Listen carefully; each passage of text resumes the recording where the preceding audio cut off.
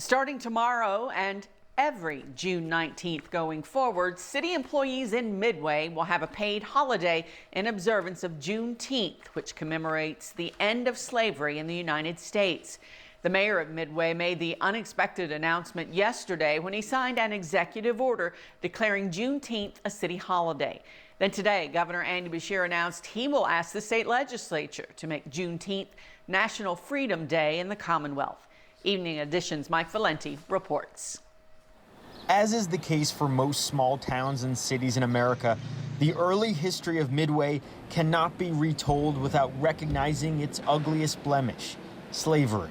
They helped build the city from the time it was founded as a railroad town, and at that time slavery still existed, of course, in the 1830s, up until when slavery ended and they were owning shops downtown, being a huge part of the community.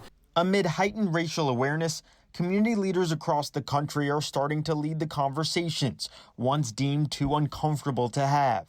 Mayor Grayson Vandegrift wanted to have that conversation with us here at the Sons and Daughters of Relief Midway Cemetery, where black veterans and former slaves are buried.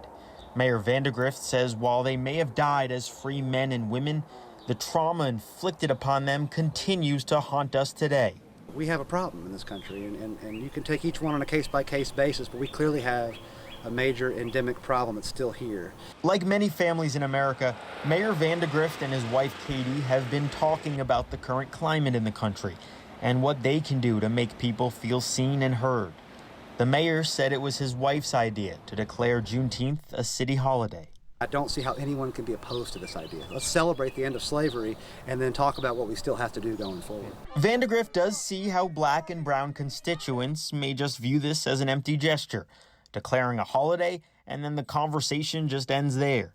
But he says he's committed to taking further action to address racial inequities and is in the process of organizing a virtual town hall on race relations. Now it's time for me to shut up. Now it's time for me to listen. Now it's time for other white folks to listen and just to absorb and to think about it. And then we should all work together to make the next steps. As for tomorrow, he encourages people in Midway to take some time to reflect, maybe visit this historic cemetery and honor those both past and present who've had to contend with racial injustice. In Midway, Mike Valenti, Evening Edition.